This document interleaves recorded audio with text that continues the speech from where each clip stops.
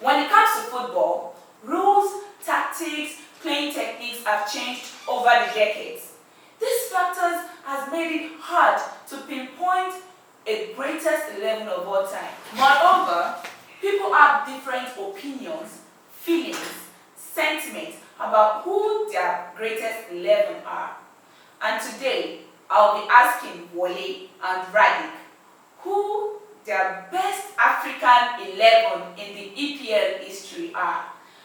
I'll be right back in a minute. Alright guys, so Wole, Radik, you're welcome. Thank you very much. I'll be asking you about your best African 11 in EPL history. Yeah. And I'm going to be asking you the first question. What rules or criteria did you follow? Alright, for me, I said, okay, any pick would have done 3 seasons, at least 3 seasons, or have accumulated 100 caps. Okay? I said it must be an influential member of the team. I don't want a player who comes in as a sub or played most of the matches as a sub, and then must have won or on the cusp of winning something with that team. So for me, those are the rules that assisted in picking my 11. Okay, all right. What's your rule and criteria? Yes, my criteria, I actually consider the appearances of these players in their clubs. To an extent, the number of goals, then the trophies won with the club, also their impact in the team. I don't want a player, like you said, who comes in as a substitute, or a player who just came in the final, scored a goal, and they won the Champions League or the league, and decided to put him in the team. No, I want a regular player, a regular starter, and someone who has that great impact in the team. Impact that can be felt, not a fringe player. Okay. So Wole, what's your play formation? 4-5-1. Okay. Okay. Wole style. Wole style. 4-5-1. If we are attacking, okay. We go 4-3-3. Then but when we are mopping up the pressure, soaking up the pressure, yes, we do the 4-5-1. All right. Radik. Yeah, I chose almost like this information. I chose 4-3-2-1, but it's almost like a 4-3-3 at the end of the day. Only that they are closer to the striker so that they can give the necessary support. My team is an attacking minded team, anyways. And you have 4 defenders. We're still attacking minded. Wole, who's your goalkeeper? Alright, I'm going to go with someone I'm sure a lot of people are not familiar with, Bruce Grobler from Zimbabwe. He got into the English League at the time when a lot of people didn't even know about it, in 1981. But he went on to win 6 league titles, the European Super Cup, several FA Cups, 13 years at Liverpool, over 600 caps. And then he had this way he wobbled when it was time for penalty kicks that confused quite a number of strikers. Up till today, you see some of the keepers still trying that. So, absolute legend, no doubt. Bruce Grobler at the goalkeeping position. Radik, who is your goalkeeper? My goalkeeper is Edouard Mendy.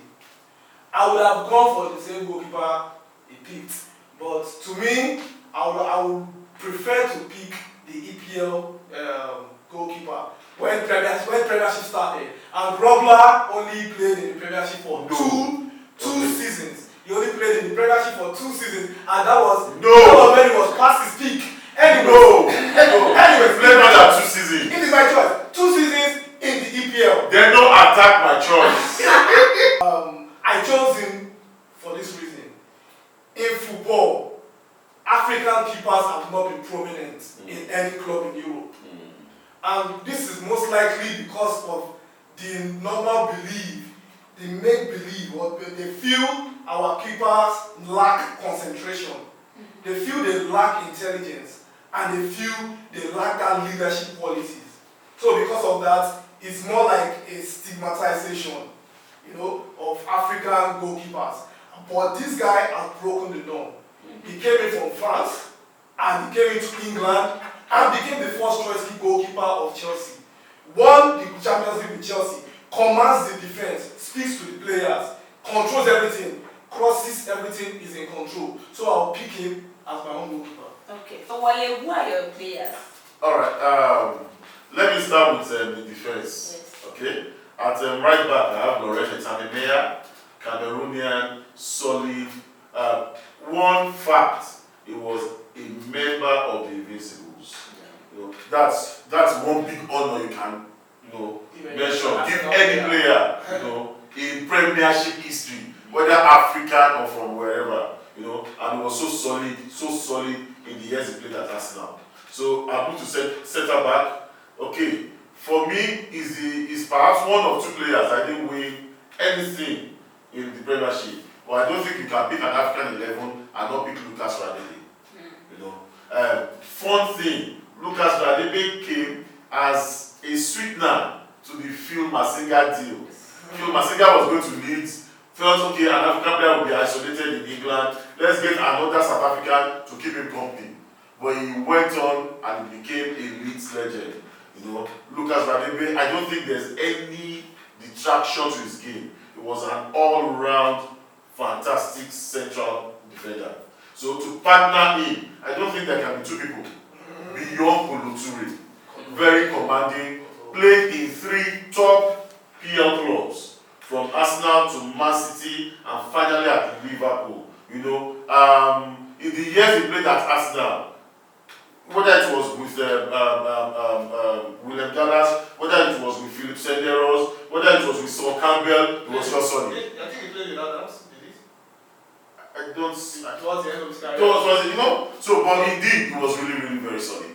And then finally, to the far left, this guy, he may be the shortest of all of them. But for me, you see some players now, what they did then, and then you're asking yourself, did they see ahead of time? Celestine Babayaro played as a left back, but was a wing back. Yes. Even before we had this idea of defenders not knowing how to play defense anymore, Celestine Babayaro understood what it meant to be an attacking defender. He scored quite a number of goals. He won the FA, won the European Winners' Cup with Chelsea. Scored quite, like I said, a number of goals, and you cannot miss his trademark backflips. Amazing. So Celestine Babayaro, the Nigerian who played for Chelsea at left back. That's my defense line. Ready. My right will also be Lauren, the Invincible. And he was a very key figure in that team. He wasn't just a backup. He was a key figure. He stood his ground in that team, and he helped them a lot in that Arsenal team. He won so many cups with them, and I feel it's just justifiable to put him in this number 2 position as the right back. For my central defense, there may be a little change in the sense that Yobo will be standing in for Never!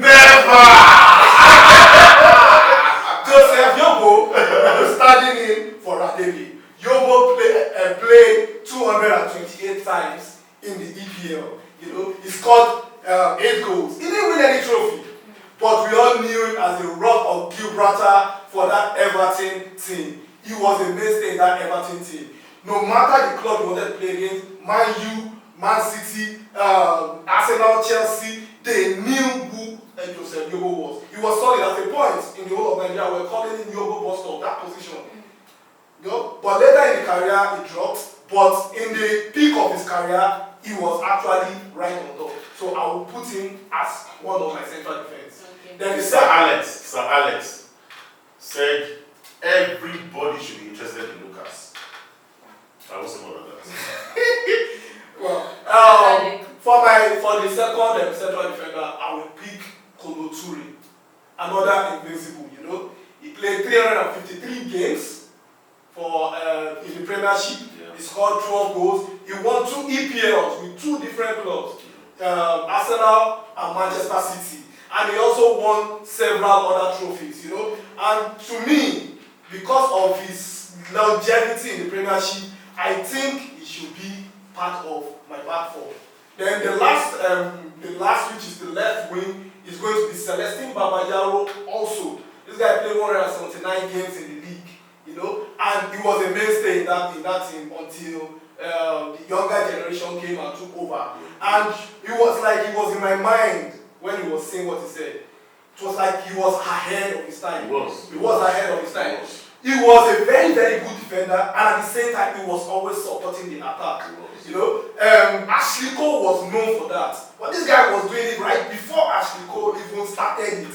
Ashley Cole looked like those crop of players that ushered that style of play into football. But no, he was already doing it before Ashley Cole. So that would be my back four. Alright, so Wale, let's move to midfield.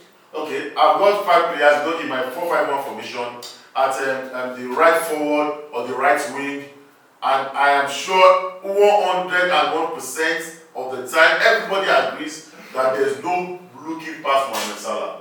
As a matter of fact, there's nothing for me to add to that. Not only is everybody saying that Mo Salah is the best African to have played in the Premiership, he's perhaps one of the best players of any color to have played in the Premiership.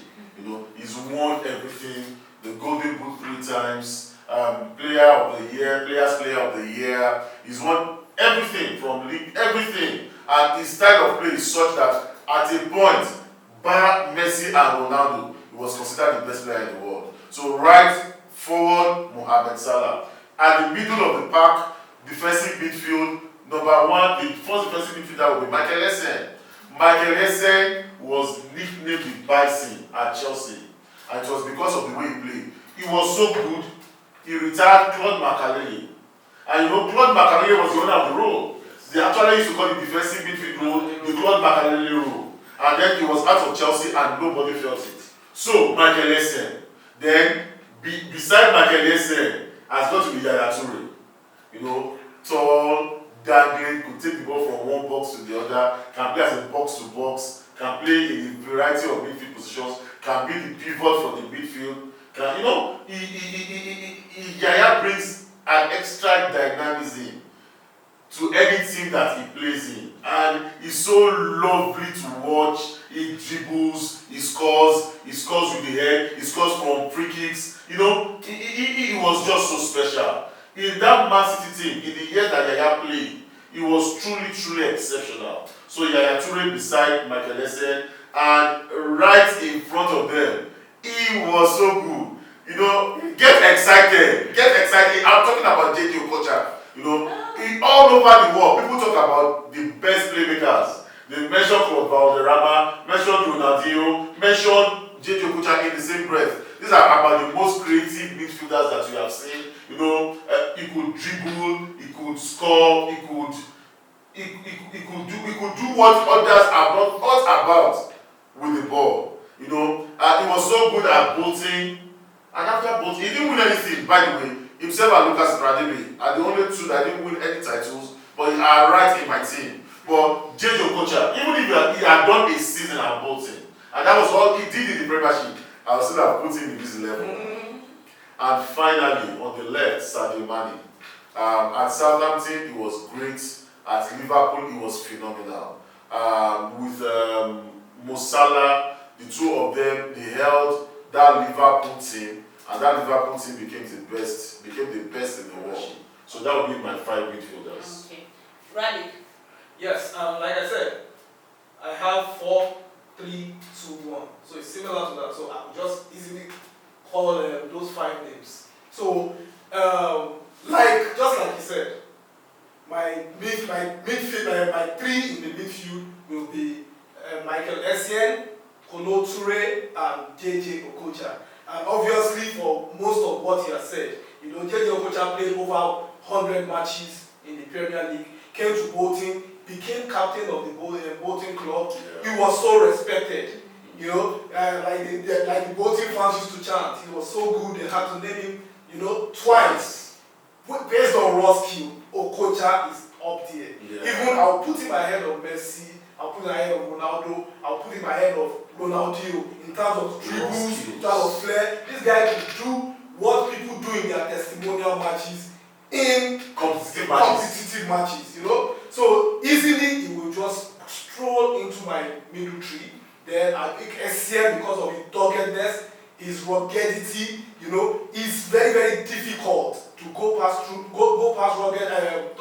Essien in the middle of the field. And when he was in Chelsea, I used to be so confident whenever Essien was in the field. I don't care who we were playing against, whether it was Barcelona, whether it was Real Madrid, I don't want to know. As long as my Essien is there, I am relaxed. Then Yaya Toure could do the same thing Essien does in the defensive manner and at the same time attack. He even scored more goals than Camille in the Premiership. Yes, he scored more goals than Camille in the Premiership. And these people, I think Yaya Toure spent about 9 years. 79 goals. 79 goals. You get what I'm saying? I think 59 in the Premiership. So definitely, it will also stroll into my 3 in the middle part. Then, for those that will be behind the striker, Salah is one of them. Salah, obviously, everybody knows Salah. He has won almost everything there is to win in football. The greatest accolade in EPL, you get FA. So you have to give it to him. The number of goals he has scored, it defies any other record in Africa. You know what I'm talking about. And he has done it in a short period of time. You get. So obviously I would go for Salah. Mo Salah there. Yes, the other one I may have something slightly different, and the reason is because I want a person that can support my striker. Salah is a goal scorer. My striker is a goal scorer. I don't want another goal scorer to spoil the whole thing. You said too many cooks. You get what I'm saying? I thought football was about scoring goals. Yeah, it's about scoring goals. It's also about understanding who you play with. So I will go for Kanu Nwankwo. Yes, I will go for Kanu Nwankwo. I will go for Kanu, and it's not a sentimental reason. It is. I will tell you why. Order in the court. I will go for Kanu Nwankwo. Why? Because Kanu Nwankwo is a very, very good supporting striker. He plays well with other strikers. He's a very unselfish person. I'm not to say Mane is a selfish person. As a matter of fact, Mane is far from selfish. But when you have 3 goal scorers, they always want to score. So most of the time they don't see the person that is in a better position to score the goals. But Kanu, that's like you have Toure and Okocha in the middle. So now, as I was saying before you interrupted, Kanu Nwankwo, you see him lanky, 6'6". You think it's someone that can be pushed over. And he's always pushed over. He's never always pushed over. He was strong. As a matter of fact, he had a good pace for someone of 6'6". And he was banging in the goals also. He was very, very important in that Arsenal team. So I will put Kanu Nwankwo as the second person to support my striker. Thank you. Didier Drogba, what else can I add? Won everything that Salah has won. Maybe did not win them as many times as Salah has done, but you can't take anything away from Didier Drogba. You can't. Top striker any day. Yeah. Didier. Ready? Yeah, but thank you for saying everything I was supposed to say, for killing my shine. So my striker is also going to be D3. I call him D3. Didier Drogba. King Drog. The Drog was that player you wanted in your front line. He's going to lead the army any day, anytime. See, even if your team is having a very, very bad day, you can trust on him to deliver single-handedly, drag your team over and give you the win. And let me correct you. He won more than Salah.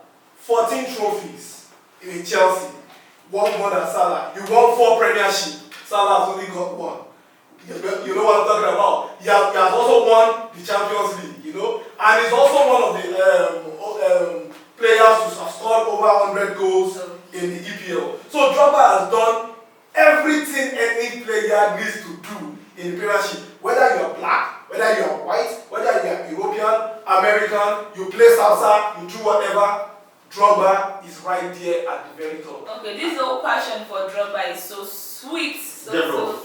I'm going to take radical on what they have won, but maybe in another edition. No, we can take it on now. All right.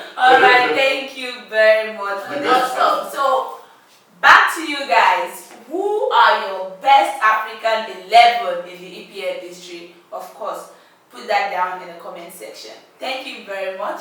We love you. Don't forget to like, subscribe, and hit the notification button. Signing out. Bye.